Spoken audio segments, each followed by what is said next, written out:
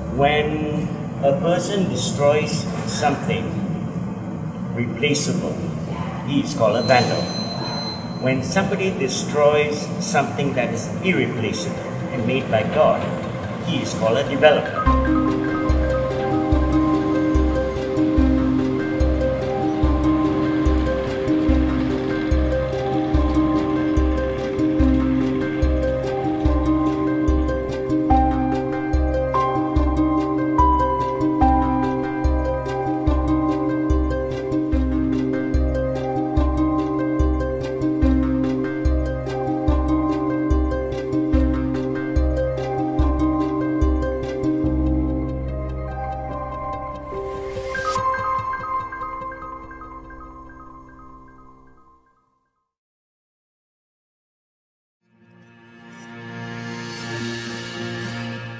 Malacca is a coastal town facing the Malacca Straits where 2,000 ships are passing through in a day.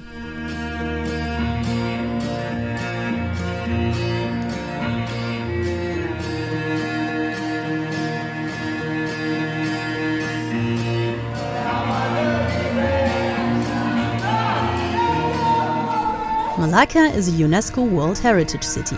Tourists from across the globe visit the Jonker Walk World Heritage Park, featuring the statue of the strongman Mr. Universe. It is common to hear members of these groups talk about their heritage. For example, many Chinese people see their heritage rooted in the past. They often refer to Admiral Zheng He, who set out on 7 voyages with a large fleet to demonstrate and expand the emperor's power in the early 15th century. The Portuguese people, an ethnic minority in Malacca, are proud of their intangible heritage. Their community is shaped by their common language, Creole. When they gather for afternoon chats, they speak Creole. They are concerned that the language might be fading because many young people do not use it anymore. The strongest visual expression of their faith in Catholicism is the replica of the statue of Christ from Rio de Janeiro. It is built on the Portuguese square. During their days off, volunteers are doing construction work on this ongoing project.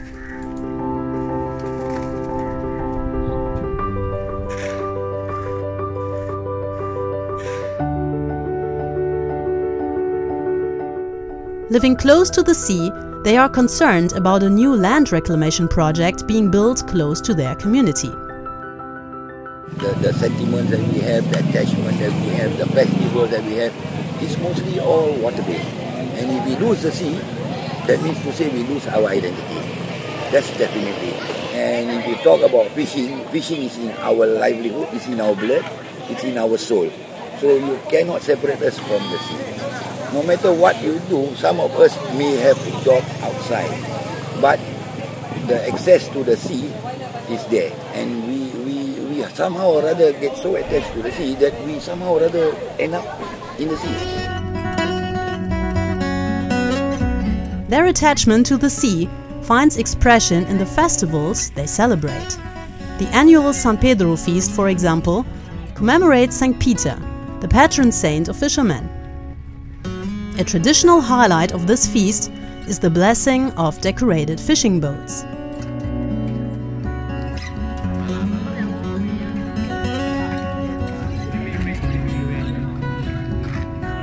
Malacca has been historical, being a very old city. I think it would have been better off with its natural coastline. The history of Malacca is actually very much connected to the sea. All those traders that came to Malacca came by the sea. You know, all those sailors and traders that came, all these centuries came by the sea.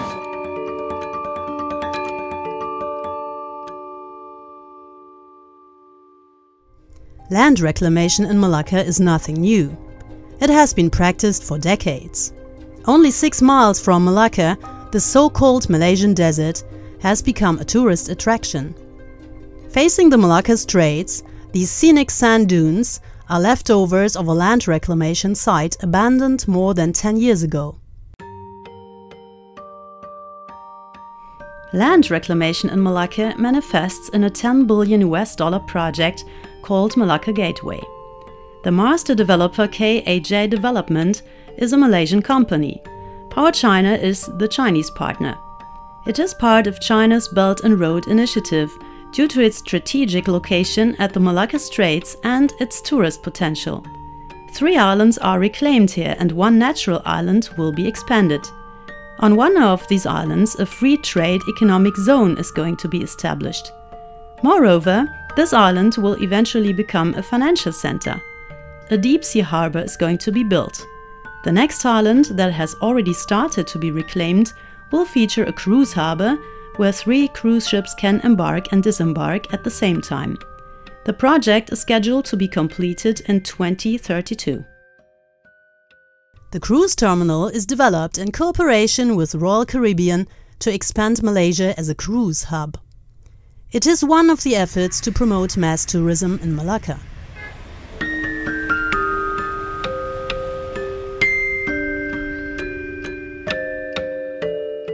While local authorities and the developers emphasize the benefits of Malacca Gateway, such as increasing GDP, increasing the number of inhabitants and creating new jobs, the Portuguese people complain about the negative impact on their people. They argue that the water flow is obstructed because Malacca Gateway is too close to the Portuguese community and therefore the area has become silted. What they're doing is just over the limit. It's just driven by greed. So much so the whole place is going to stink. You know, not now clean water to come and flush the channel. Quite bad. As they say, siltation. The siltation is the biggest factor now. At the present moment, we can see that the mud has risen up quite high. And those days, the water never recedes and becomes dry.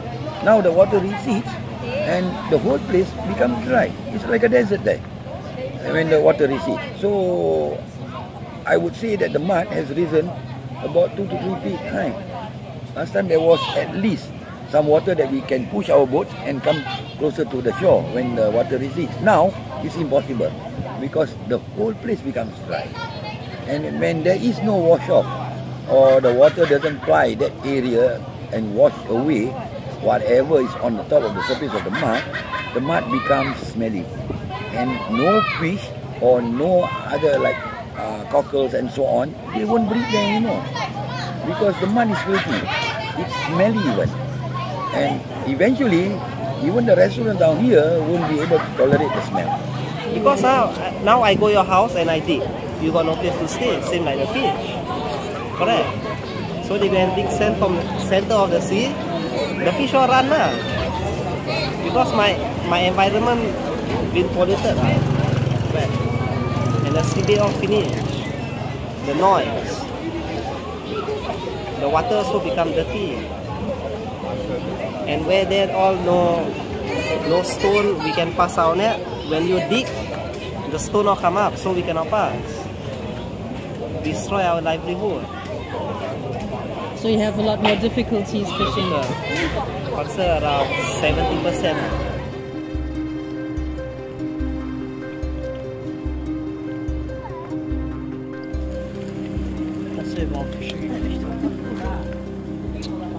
And then another thing is the ship which are dig the sand, they don't care about the fishermen now. They move, they don't care about you. We see them, we have to avoid. Not they avoid, we have to avoid. So now if I putting my net, when they coming, how I want to avoid? I have to cut my net. Every time we have to sew net because our net was stuck with the stone. Because we can't go other people's place because they also got fishermen. Correct. I go to your house and fish, you get angry, ma. It's not nice to do this thing to our land. We got only this for ourselves, for our Portuguese people. No? So by doing this, we feel very hurt. But God only knows who can just stop them and not to do these things, keep on carrying on, let the sea be the sea. So this is the very last of the boundary to show you the separation between the sea and the original seashore. Now all the houses that were actually around were either abandoned or they were just torn down.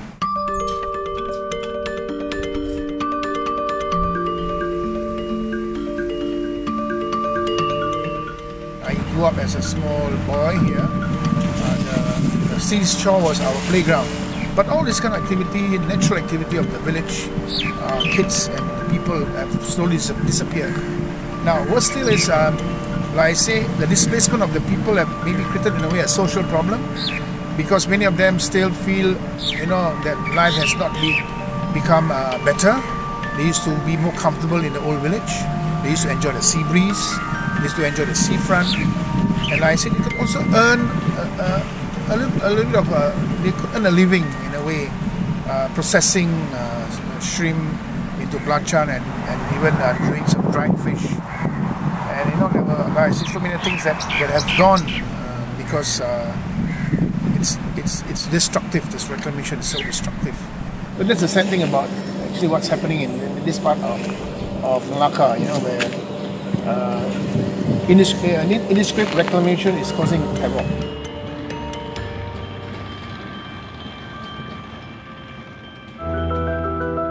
Malacca Gateway was approved by the former Malaysian government under Prime Minister Najib Razak, who heavily promoted relationships between the Malaysian and Chinese government during his tenure as Prime Minister in public exhibitions. Within China's Belt and Road Initiative, representatives of the Malaysian and Chinese government issued contracts worth $7.22 billion, as Najib Razak said on his YouTube channel in May 2017, after having returned from a visit to China that month.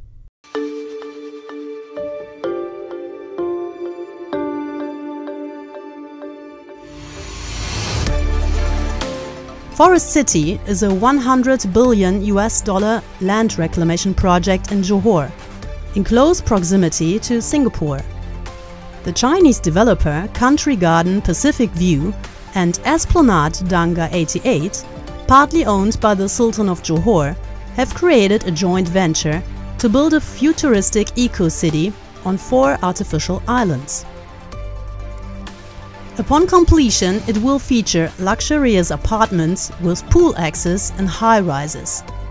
Moreover, it will offer healthcare and educational facilities and create jobs in the IT and eco-engineering sector. It is projected to house 700,000 people around 2035. Critics have stated that large-scale development projects have a negative impact on the environment, particularly on biodiversity. The two most actually impactful things that have happened in Malaysia has been the forest reclamation that is happening in Johor, the Straits of Johor, and the other one is basically happening on Penang Island. Now, when you have land reclamation projects, it affects the lives of the fishermen, it affects the coastline, and now already what is happening as far as Johor Forest City is concerned, we used to have this dugong. I think you know what a dugong is. Now the dugong used to feed on the seagrass, the seaweeds, the seagrass rather, that grows particularly in that Straits of Johor. Now since the reclamation has started, the dugong have disappeared, so has their natural habitat. So yes, as far as land reclamation is concerned, it destroys basically the environment around it, and that is already happening in Forest City. Proponents of Forest City highlight its eco-friendliness, technological development and smart city management. Although the largest part of the project has yet to be built, Forest City has already become an attraction for visitors. The two main attractions are the sales gallery and the pool area, bustling with visitors year-round. While local tourists enjoy the facilities provided, Forest City has attracted criticism of incumbent Prime Minister Mahathir Mohamad. Amidst rising concerns over increasing dependence on China and the rising number of Chinese immigrants in Malaysia, he told reporters in September 2018 that foreigners buying apartments in Forest City would not be granted a visa. They can buy the property, but we won't give them visa to come and live here. Malacca Gateway also came under pressure. In October 2018, Transport Minister Anthony Loke decided to cancel the port operating license granted for the cruise terminal and deep-sea harbour by the previous Barisan Nasional government. His decision was prompted by slow development progress and the expiry of the approvals given by the Department of Environment and Department of Irrigation and Drainage to KAJ development in 2016. Following this decision, the developer submitted a judicial review at the High Court for breach of contract. Respondents were the Malacca Port Authority, the Transport Minister and the Malaysian government. The developer withdrew the judicial review application after Transport Minister Loke had stated that he would restore the license for the cruise jetty terminal and deep sea harbour in May 2019. Thus, the development of Melaka Gateway was resumed in June, a time when Prime Minister Mahathir changed his rhetoric, highlighting the benefits of relationships between China and Malaysia. We have had relations with China for almost 2,000 years. China never conquered us. But the Europeans came 2 years after they came here, they conquered us. So we are more afraid of the Europeans than we are of China. China can play a very big role, not least because it is a very big country. They can play a role in growing the economy of the world by their own action. And certainly for Malaysia, this has already happened. When China decided to open up its market, Malaysia is one of the beneficiaries of that opening up. If the government allow that to happen, give a permit to land, then of course you can fall the responsibility fall into the state, the managers. It's just like your home. It's up to the head of the family actually to allow 50 people come to our home and stay in our bedroom, or use our toilet, sleep in our living room, or okay, I'll build something there. Yeah, you can come visit us, but behave. Be respectful. This is my home. Right? It's up to the head of family. Okay, let's make more money by turning our home into a nightclub. And we don't care about our kids. You can sleep elsewhere. It's a choice. Until today, I'm still a fisherman. Even I bring my children up for education, still from the sea. And I'm proud of myself that I'm a fisherman. Because my wife and children, they get what they want. But nowadays, the reclamation killing all the fishermen. Even we can't afford to buy net also. Because why? The reclamation really spoil everything. They're becoming rich, the government, not we all. The fishermen are dying. But the richer becoming more rich, the poorer is more poor. Because why? They cannot survive. Because the government don't think of the people. They think of themselves. If they think of people, we got mountains, we got all kinds on the land. They can build whatever they want, resort whatever they want. Why they disturb the sea?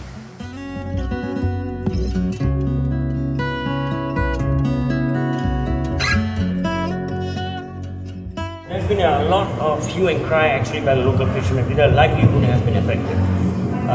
They are losing their grounds, their fishing grounds, largely due to this reclamation of which these projects are being built.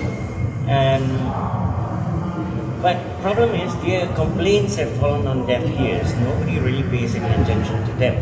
Now, not only is their livelihood affected, that means the entire population of fishermen are probably going to be wiped out, in a sense that they don't have a livelihood. That's the only thing they know how to do.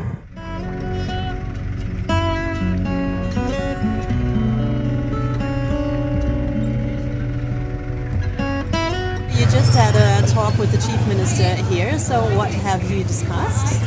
Okay, basically we discussed about trying to revive the relationship between Portugal and Malacca through the Twin City agreement that was done some 26 years ago between the state government of Malacca and Portugal. In this case, between Malacca City and Lisbon City. And it has been dormant for so many years. So we discussed about reviving it, and also to maybe also try and find ways how we can seriously work with the Foreign Ministry of Portugal and maybe see how we can collaborate on many things. One is to maybe build up our relationship. Maybe we can attract more tourists to Malacca from that angle, and also vice versa. More of us can also maybe visit Portugal, and also maybe try and find some common ground where we can maybe even bring some Portuguese, Portuguese wine, Portuguese olive oil. That's what I think Portuguese olive oil is one of the best in the world. So maybe an import-export thing. So at least this kind of things maybe can have good effects for both countries. And then he also mentioned that maybe we can also do like a cultural kind of center where we can preserve our cultural heritage. He says that's very important.